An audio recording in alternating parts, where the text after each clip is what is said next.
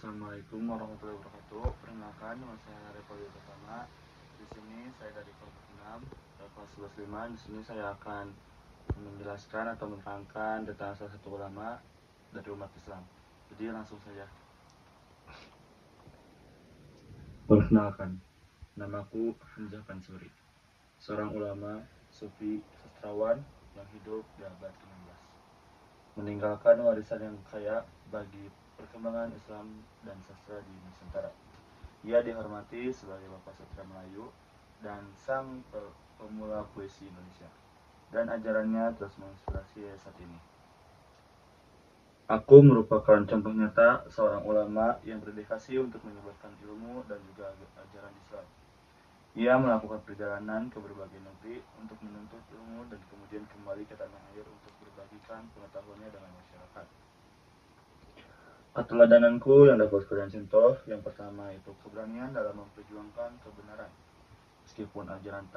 Meskipun ajaran Wahtadul wujudnya ditentang oleh beberapa ulama, ia tetap teguh dengan keyakinan dan menulis akan ajarannya dan menyebarkan ajarannya. Yang kedua yaitu kreativitas, inovasi dalam sastra. Aku memperkenalkan bentuk puisi baru dan menggunakan bahasa yang kreatif dalam karya-karyanya. Memperkenalkan khazanah sastra Melayu. Yang ketiga, dedikasi dalam menyebarkan agama Islam. Karya-karya membahas tentang tasawuf, tauhid, akhlak, cinta, dan juga keindahan menjadi sumber inspirasi bagi para sastrawan dan juga cendekiawan Melayu hingga saat ini. Adapun ajaran-ajaranku, ajaran utama yang dianut olehku adalah Wahtadul Wujud, sebuah konsep sufi yang menekankan kesatuan hakikat antara Allah dan juga makhluknya. Ajaran ini menyatakan bahwa segala sesuatu pada dasarnya adalah manifestasi dari Allah, bahwa tidak ada pemisah antara hakiki sang pencipta dan ciptaannya. Aku terinspirasi oleh ajaran Ibn Arabi, seorang tokoh sufi terkemuka menyebarkan wujud Wahtadul Wujud di Persia dan juga di India pada abad ke-16. Ajaran ini kemudian diwariskan oleh Samsuddin al-Sumatri dan juga muridnya yaitu Hamzah Pansuri yang menyebarkannya di Aceh. Karya-karyaku dikenal sebagai seorang penulis yang produktif. Aku menulis berbagai karya dalam bentuk puisi, prosa, dan membahas tasawuf, tauhid, akhlak, cinta, keindahan. Beberapa syair yang terkenal di antara lainnya adalah syair Burung Pingai, syair Dagang, syair Perahu, syair Sidang Fakir, syair Rindu. Syair terdiri dari 13-21 bait, dengan setiap bait terdiri dari 4 baris yang berirama A. Hamzah Pansuri juga menulis 3 risalah prosa yang menjelaskan tentang ajaran tasawuf. Salah satunya yaitu Syarab al-Hashikin, Asror al-Arifin, dan Kitab al-Muntaha. Karya-karya Hamzah Pansuri banyak terpengaruh oleh puisi-puisi Arab dan Persia, seperti Rubaiyat karya Umar Khayyam. Namun terdapat perbedaan dalam karya-karya pengenalan individualistis yang sebelumnya tidak dikenal dalam sastra Melayu lama. Aku juga memperkenalkan bentuk puisi baru untuk mengekspresikan diri dan penggunaan bahasa yang kreatif. Jadi aku adalah tokoh yang penting dalam sejarah Islam dan juga sastra di Nusantara. Aku adalah seorang ulama, sufi, dan sastrawan yang memberikan kontribusi yang besar dalam perkembangan pemikiran Islam dan sastra Melayu. Karya-karyaku dan ajaranku selalu menginspirasi hingga saat ini, dan aku tetap dihormati sebagai Bapak Sastra Melayu dan sang pemula puisi Indonesia. Keteladananku dapat menyebarkan ilmu dan memperjuangkan kebenaran dan berinovasi dalam sastra, menjadikan inspirasi bagi generasi mendatang. Assalamualaikum warahmatullahi wabarakatuh. Perkenalkan, nama saya Fatimah Azhar Rahayu dari kelas 11.5. Di sini saya akan menjelaskan mengenai biografi Nuruddin bin Ali Araniri. Biografi Syekh Nuruddin Muhammad Ibnu Ali Ibnu Hasanji Ibnu Muhammadin Araniri Al-Quraisy atau populer dengan nama Syekh Nuruddin Araniri adalah ulama penasehat Kesultanan Aceh pada masa kepemimpinan Sultan Iskandar 11. Pada masa kepemimpinan Aceh Kesultanan Iskandar XI, Sultan Syekh Nuruddin diperkirakan lahir sekitar abad ke-16 di Ranir, India, dan wafat pada 21 September 1658 pada tahun 1637. Ia datang ke Aceh dan dia kemudian mengajarkan ajaran di kesultanan di sana hingga tahun 1644. Keteladanan sebagai ulama yang ortodoks, Nuruddin al-Ranari sangat keras dalam mempertahankan prinsip dan mempertahankan keteladanan ajaran agama Islam, sebagaimana ia mempelajari baik dari guru-gurunya maupun dari kitab-kitab yang ia baca. Karya-karya Ariniri adalah penulis produktif dan terpelajar. Menurut sumber, ia menulis tidak kurang dari 29 karya. Karya-karyanya banyak membicarakan tentang tasawuf, fikih, hadis, sejarah, dan pertengahan agama Islam. Beberapa karya Raniri terkenal adalah Butsan, Salatin, Al-Fat, dan 29 karya lainnya. Ajaran yang diajarkan. Pertama, ketakwaan dan keadilan. Sangat menekankan pentingnya ketakwaan sebagai dasar kehidupan sehari-hari. 2. Pendidikan dan ilmu pengetahuan. Imam Ar-Raini juga mendorong umat Islam untuk menuntut ilmu dan memperdalam pengetahuan mereka. Menuntut ilmu dan mempertahankan pengetahuan secara terus-menerus. Ketiga, etika sosial dan akhlak. Beliau menekankan pentingnya bersikap adil, jujur, dan berbuat baik. Sekian video yang dapat saya sampaikan. Mohon maaf apabila masih banyak kekurangan. Saya tutup. Wabillahi taufiq wal hidayah. Wassalamualaikum warahmatullahi wabarakatuh. Syekh Yusuf Abdul Masahin Tajul Khalwati Al-Makassari adalah seorang ulama pejuang dan tokoh spiritual dari Indonesia yang terkenal karena perannya dalam penyebaran agama Islam di Nusantara, khususnya di wilayah Sulawesi Selatan, serta kontribusinya dalam perjuangan melawan penjajah kolonial. Nah, berikut biografi Syekh Yusuf. Syekh Yusuf lahir pada tahun 1626 di Goa, Sulawesi Selatan. Nama lengkapnya yaitu Syekh Yusuf bin Abdul Masahin Al-Taj Al-Khawati Al-Makassari. Ia berasal dari keluarga bangsawan di Kesultanan Goa. Pada usia muda, Syekh Yusuf mulai menunjukkan minat besar dalam pendidikan agama. Ia melanjutkan perjalanan menuntut ilmu ke luar negeri pada tahun 18 tahun menuju Aceh, lalu ke Yaman dan kemudian ke Mekah dan Madinah. Dia belajar berbagai ilmu agama termasuk tasawuf dengan beberapa guru terkenal. Syekh Yusuf kemudian mendalami ajaran tarekat Khalwatiyah dan menjadi salah satu murid terdekat dalam tarekat tersebut. Setelah bertahun-tahun menimba ilmu di Timur Tengah, ia kembali ke Nusantara dengan niat menyebarkan Islam dan mengajarkan tasawuf kepada masyarakat. Ia dikenal karena perannya yang aktif dalam melawan kekuasaan kolonial Belanda di tanah air. Akibat keterlibatannya dalam gerakan perlawanan, ia akhirnya diasingkan oleh Belanda ke Sri Lanka pada 1684. Lalu ke Tanjung Harapan, Afrika Selatan, di mana ia tetap berpengaruh dalam penyebaran Islam hingga wafatnya pada 1699.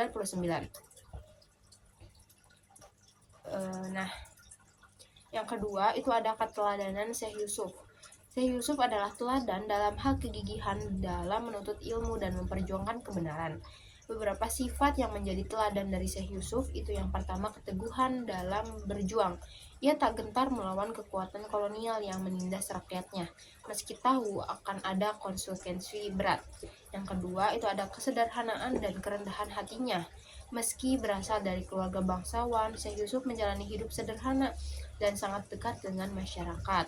Nah, yang ketiga itu adalah kesolehan dan kedekatan dengan Tuhan.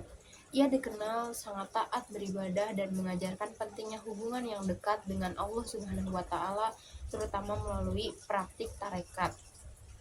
Nah, yang ketiga itu ada ajaran Syekh Yusuf sendiri.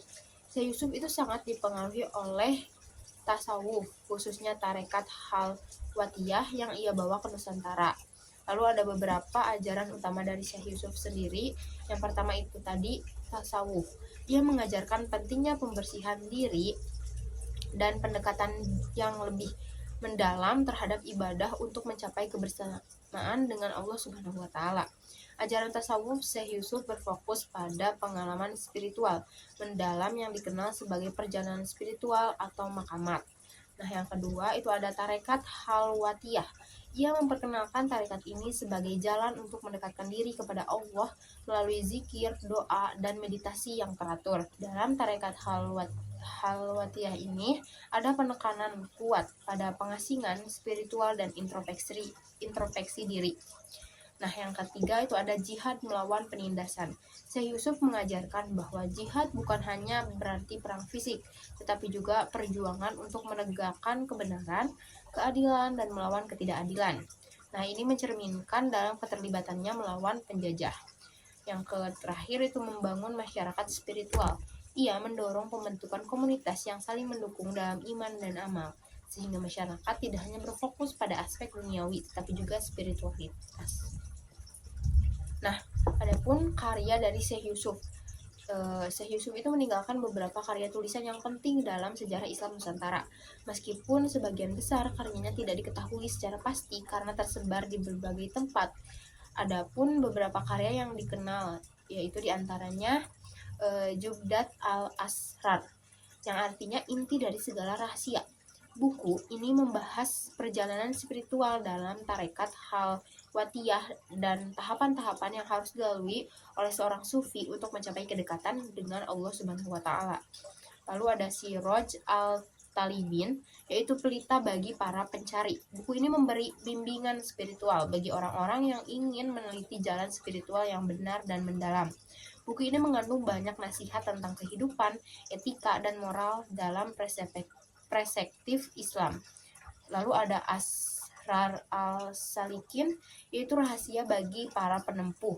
Dalam karya ini Syekh Yusuf menulis tentang berbagai macam tahapan yang harus dilalui oleh seorang sufi, serta mengajarkan cara-cara agar bisa mencapai makrifat atau pengenalan yang mendalam tentang Allah. Lalu ada kitab Safinat An-Najah, yaitu kapal keselamatan. Karya ini berisi tentang bimbingan akhlak dan amal ibadah yang diperlukan bagi umat Islam. Syekh Yusuf memberikan panduan dalam melaksanakan kehidupan sehari-hari dengan baik sesuai dengan ajaran Islam. Nah, Assalamualaikum warahmatullahi wabarakatuh. Ya, perkenalkan, nama saya Azmi Hilal Sahib dari kelompok 6 yang akan menjelaskan tentang biografi, keteladanan, ajaran, dan karya dari Syekh Abdul Somad bin Abdullah Al-Jawi Al-Palembani. Yang pertama itu biografi. Beliau adalah seorang tokoh sufi, penulis kitab-kitab sufi yang berasal dari Palembang. Abdul Somad lahir pada tahun 1016 Hijriah atau 1704 Masehi di Kesultanan Palembang dan wafat pada 1203 Hijriah atau 1789 Masehi di usia 85 tahun. Yang kedua yaitu keteladanan beliau. Kita bisa meneladani beliau dari bagaimana kehidupan sang syekh yang tidak pernah lepas dari kegiatan belajar, mengajar, dan menulis buku. Ketekunan sudah menjadi wataknya sejak dirinya masih berusia anak-anak. Yang ketiga yaitu ajaran. Beliau dikenal juga sebagai guru tauhid, fikih, dan neosufisme, khususnya tarikat Samaniyah, serta peran penting dalam pengajaran Islam di Palembang melalui murid-muridnya. Yang terakhir, yang keempat, yaitu ada karya. Menurut Abdullah, pada tahun 2018 menyatakan bahwa terdapat 26 karya yang diidentifikasi sebagai karya yang ditulis oleh Syekh Abdul Somad Al-Palembani. Beberapa karyanya yaitu Hidayatus Salikin yang mengarungi samudra Ma'rifat, Sair al-Salikin, Siyarus Salikin yaitu jalan para salik untuk mengabdi diri kepada Tuhan Rabbul Alamin juz 1, dan Siyarus Salikin, jalan para salik untuk mengabdi diri kepada Tuhan Rabbul Alamin juz kedua. Assalamualaikum warahmatullahi wabarakatuh. Nama aku Katara Karen Kolbi dari kelompok 6. Aku adalah Abu Abdul Mut'aim Muhammad Nawawi bin Umar. Namun kalian lebih mengenalku sebagai Nawawi Al-Bantani. Aku dilahirkan pada tahun 1813 di sebuah desa kecil bernama Tanara di Serang, Banten. Tanah kelahiranku adalah tempat yang penuh keberkahan dan keluargaku adalah keluarga yang taat beragama. Ayahku, yaitu Kiai Umar, adalah seorang alim yang pertama kali mengenalku pada ilmu agama. Sejak kecil, aku mencintai ilmu. Saat usia aku masih belasan, aku memutuskan pergi untuk meninggalkan kampung halamanku untuk belajar lebih jauh. Aku merantau ke Mekah, meski itu bukan perjalanan yang mudah. Di saat aku menimba ilmu dari ulama-ulama besar, aku memberikan kesempatan untuk belajar dengan Syekh Ibrahim Al-Bujari dan Syekh Ahmad Khatib Al-Minangkabawi, yaitu guru-guru yang sangat mulia. Di Mekah, aku bukan hanya belajar, tetapi juga mengajar. Aku diberi kepercayaan untuk mengajarkan ilmu agama di Masjidil Haram. Meskipun aku berasal dari tempat yang jauh, dari ujung Nusantara, banyak murid dari berbagai negara datang untuk menuntut ilmu dariku. Aku bersyukur kepada Allah atas karunia ini.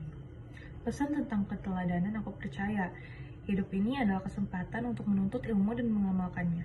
Aku ingin kalian tahu bahwa keberhasilan datang dari kesabaran dan ketekunan. Aku sendiri hanyalah seorang hamba yang terus belajar dan berusaha menjadi bermanfaat bagi umat. Bukan karena aku seorang ulama besar, tetapi aku ingin menjadi seorang yang rendah hati, dekat dengan umat, dan memberikan manfaat sebanyak-banyaknya. Aku sering berkata kepada muridku, jangan pernah berhenti menuntut ilmu, karena ilmu adalah cahaya yang menuntut kita menuju ridho Allah. Betul. Nggak mau. Tentang karyaku, aku meninggalkan Tentang karyaku, aku meninggalkan beberapa karya yang insya Allah menjadi panduan bagi kalian. Kitab Nihayatuz Zain aku tulis untuk menjelaskan hukum-hukum syariat, sementara tafsir Marah Al-Abid aku susun agar Al-Quran dapat dipahami lebih luas oleh umat. Kalian juga mungkin mengenal kitab Khasiyafatus saja dan Syahara Sulam atau Taufik. Semua itu aku tulis bukan untuk kemasyuranku, tapi untuk membantu kalian lebih dekat dengan agama Allah. Ajaran yang aku tekankan, aku sering mengingatkan bahwa inti dari Islam adalah akidah yang kokoh. Jangan lupa melupakan syariat, tetapi diiringi dengan tasawuf, agar hati kalian tetap bersih. Selalu cintai Rasul, banyak-banyak bersolawat, dan jadilah umat yang membawa manfaat bagi orang lain. Wahai saudaraku, tidak penting dari mana kita berasal. Aku sendiri hanyalah seorang anak desa dari Banten. Namun, dengan ketekunan dan ridho Allah, aku dapat menjadi seseorang yang Allah izinkan untuk menyebarkan ilmu. Semoga kita dapat terus belajar, mengamalkan, dan menyebarkan ilmu untuk kebaikan umat. Assalamualaikum warahmatullahi wabarakatuh. Perkenalkan, nama saya Amir Salim Putra dari kelas 9 dari kelompok 6. Aku adalah Kiai Muhammad Soleh bin Umar As-Samarani, lebih dikenal sebagai Kiai Soleh Dalam. Aku adalah ulama besar yang lahir di Jepara pada tahun 1820. Nama lengkapku adalah Kiai Haji Muhammad Soleh bin Umar Al-Samarani Al-Jawi As-Syafi'i. Aku dikenal sebagai tokoh penting dalam sejarah Islam di Jawa Tengah, khususnya di Semarang. Aku dilahirkan di Duku Kedung Jumblong, Desa Ngerotok, Kecamatan Mayong, Kabupaten Jepara. Ayahku Umar merupakan seorang pejuang dan orang kepercayaan Pangeran Diponegoro di pesisir utara Jawa. Aku mendapatkan pendidikan awal ilmu agama dan Al-Quran dari ayahku. Aku merantau ke berbagai tempat di Jawa untuk menuntut ilmu. Salah satunya adalah belajar ilmu fikih di pesantren Laturoyo Kajen Ati milik Kiai M. Syahid. Ia juga berguru kepada Kiai Haji Raden Haji Muhammad Saleh bin Asnawi Al-Qurasi. Aku mempelajari tafsir Al-Jalalain karya Imam Suyuti di bawah bimbingan Kiai Raden Haji Muhammad Saleh bin Asnawi Al-Qurasi. Setelah aku menikah, aku merantau ke Mekah untuk menuntut ilmu agama. Di sana ia berguru Said Abdurrahman Al-Zawawi, Syekh Zahid, dan Syekh Umar Asyami. Setelah aku kembali dari Mekah, aku menetap di Semarang dan mendirikan pesantren di kawasan Darat, Semarang Utara. Oleh karena itu, aku dikenal sebagai Kiai Soleh Darat. Aku menjadi guru bagi banyak murid, termasuk diantaranya yaitu Kiai Haji Masyim Asyari dan Kiai Haji Ahmad Dahlan. Aku dikenal sebagai seorang ulama yang karismatik dan memiliki pengaruh besar di masyarakat. Aku meninggalkan warisan yang sangat berharga bagi umat Islam di Indonesia, terutama di Jawa Tengah. Aku dikenal sebagai ulama yang alim, zuhud, dan berdedikasi tinggi dalam menyebarkan ilmu agama. Aku juga dikenal sebagai tokoh yang gigih memperjuangkan kemerdekaan Indonesia. Aku meninggal pada tahun 1895 di Semarang. Makamku terletak di kompleks pemakaman di daerah Darat, Semarang. Pause dulu, Gi. Aku tumbuh dalam lingkungan yang mencintai kemerdekaan dan berjuang melawan penjajah. Maka dari itu, orang-orang mengenalku dengan seorang pejuang dan ulama. Aku juga menuntut ilmu dengan gigih. Dari Jawa dan ke Mekah. Aduh, pause. Keteladananku dikenal orang-orang sebagai seorang pejuang dan ulama. Juga penuntut ilmu yang gigih. Dan guru yang berpengaruh bagi Indonesia dan Islam. Aku mengajarkan kepada orang-orang untuk menekankan pentingnya ilmu. Pentingnya menuntut ilmu agama. Karena ilmu agama adalah kunci untuk mencapai kebahagiaan dunia dan akhirat.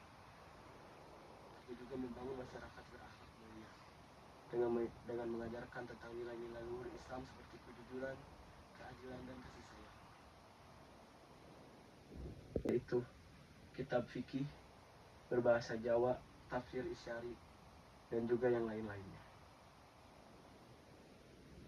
Pause dulu, Di. Aku merupakan sosok ulama yang menginspirasi dengan keteladanan ajaran dan karyanya. Aku juga contoh nyata dari seorang ulama yang mengabdikan dirinya untuk agama, bangsa, dan masyarakat.